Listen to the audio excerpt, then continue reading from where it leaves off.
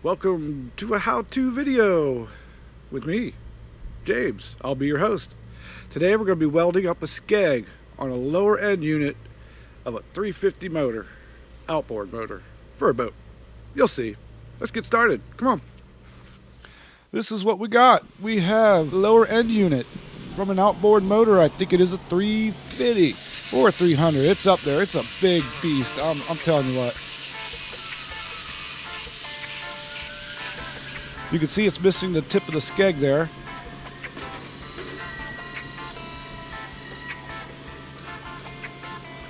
So what we're going to do is clean off all the paint.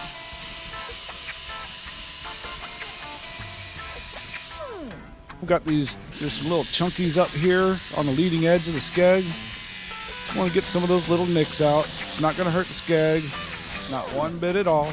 Don't worry about it. And that's pretty much it. Just clean off all the crud and oxidation. Because these people have probably been running the Skeg for a good little bit.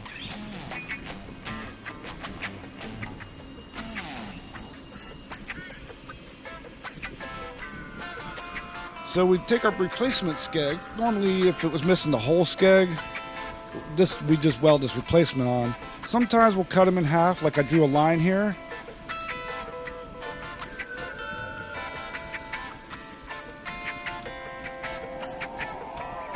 And I'm looking at it going, I don't want to cut off that little bit and waste that entire Skeg. So what I'm going to end up doing is building it up. And we're just going to weld it up with some straight rod.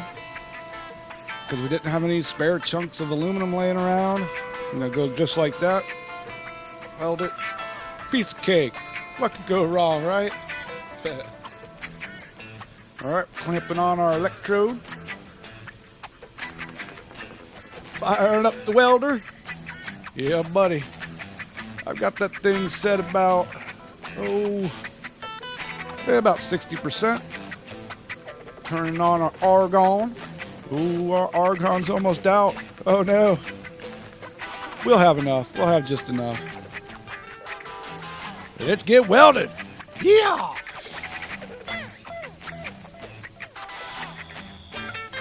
And you can probably right about now just chill out to the music we got playing in the background. It's probably some ghetto zombies. I don't know. Maybe. Maybe not. I think it is. Alright, I didn't like that setup where I was welding it. Just straight like that. So I was like, yeah, wasn't like that. It didn't feel very stable. And this thing is like, this lower end probably weighs a good 100-something pounds. So I'm putting my test piece back under and checking my progress. As you can see, I've got about 3 to 4 beads already on it. And this time I'm just laying it flat. And I'm going to build this sucker out just as is. Flat on, well, it's not flat, but it's vertical, right? Vertical? Horizontal. Yeah, horizontal. I'll take horizontal for 200. Now, as you can see, after a while, your bead starts getting a little wonky. So every now and then, you just want to smack that sucker around, you know, just kind of give it a couple whacks and get it straightened back out.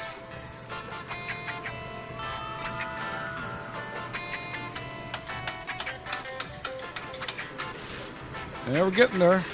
Probably about a little over a quarter of the way, I would say. I'm going to do a couple more beads. And then I'm going to go and flow it over. I'm going to stop before I get all the way to the shape of it, because it'll start wanting to warp even more, having to travel that far because I got to flow over the beads.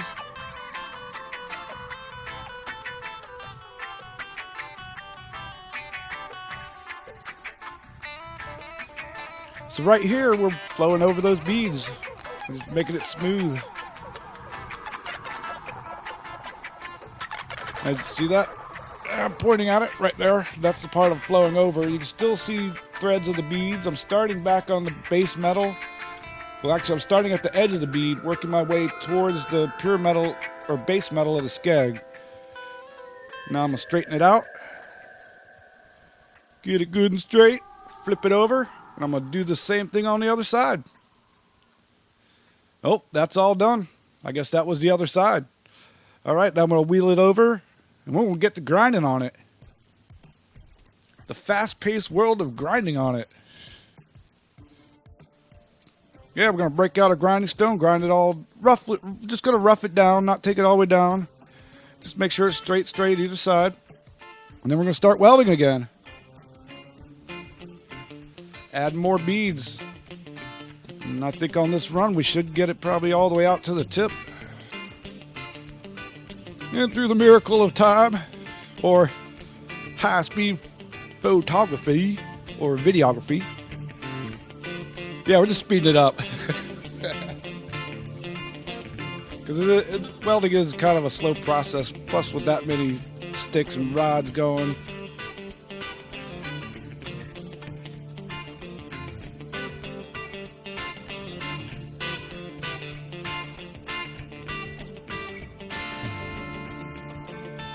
Oh, looks like I'm getting there. I'm starting to get a little squared off. It's almost there. Look at that. Got a couple little bits here. I'm going to add a little bit more there, get it squared off.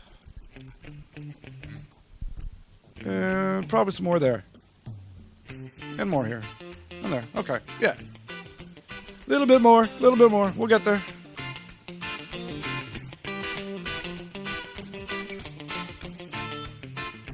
Listen to the music. Beating on the Skeg, yeah. Tapping on the Skeg, yeah. Tapping on the Skeg. Bang, bang. Hammer away. Bang, bang, bang. Hammer away. Tapping on the Skeg. Check to see if it's straight. Yeah, yeah. I think it's getting there. Yep, it's there. All right. Sorry about all that. Now I'm going to just do what I did up there. I'm going to flow all this new stuff, new material in. Yeah, I didn't want to flow in such a big spot because over that length and you're getting that material that hot, it could actually start to kind of, gravity will kind of pull it down. So I was, you know, about half of it at a time. We're getting there. Got some Hall butt welding right there. Yeehaw. All right. I think it's ready to go. I think we just take it over back to the stone grinder and grind away.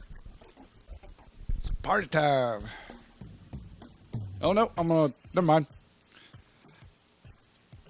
I'm going to flip it over and do the same thing on the other side. And then we'll take it over and grind away. Here we go. There we are. That was what I was waiting for. And we start with the stone. Just like the same as I did on the other one. I start with the stone. We're going to rough down this new weld. Now we got it roughed down. I'm using a disc, and it's probably running about I would say a 80 grit. I think that's what we've been running lately. All right, now that I got it ground down on both sides and smoothed down, now we're going to cut off the excess overflow because I always go past the edge. And you'll see it in an upcoming picture.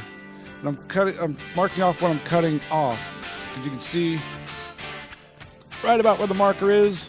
That's about how much over I went. Because I wanted to make sure it's going to have a good thickness. And then we're going to center up the bottom. Get a nice little chop right there. That's it. It didn't go very too far over on the bottom. Look at that. So that's what it's going to look like once I finish cutting off the excess. Yeehaw! Turbo grinding. Check that out. That's awesome. There's Joe. Say hi to Joe, everybody. He's our main grinder guy in the back there. Does all those shiny propellers you see back there. Ugh, it's so heavy. Yep, this is about the end of the project. Getting to it. This is like the last time I think I flipped this thing over. So I probably flipped it over about 30 times. And like I said, this thing's a good 75 pounds at least. I think I was exaggerating at close to 100, but nah, it's about 75. It ain't light. Now I'm checking to see if I'm still straight, and it looks like I got it fairly straight. I'm not having to beat anything down on it. Joe's over there grinding away. We're grinding away. Yeehaw. Something to do on a Friday. If I get this sucker done, I'm going home. I don't know about you people, but I ain't sticking around here. That's pretty straight. It's pretty straight. I think so. I think this is about it. Oh, gotta polish it off. Never mind. Hit it with the polishing wheel. Call it done.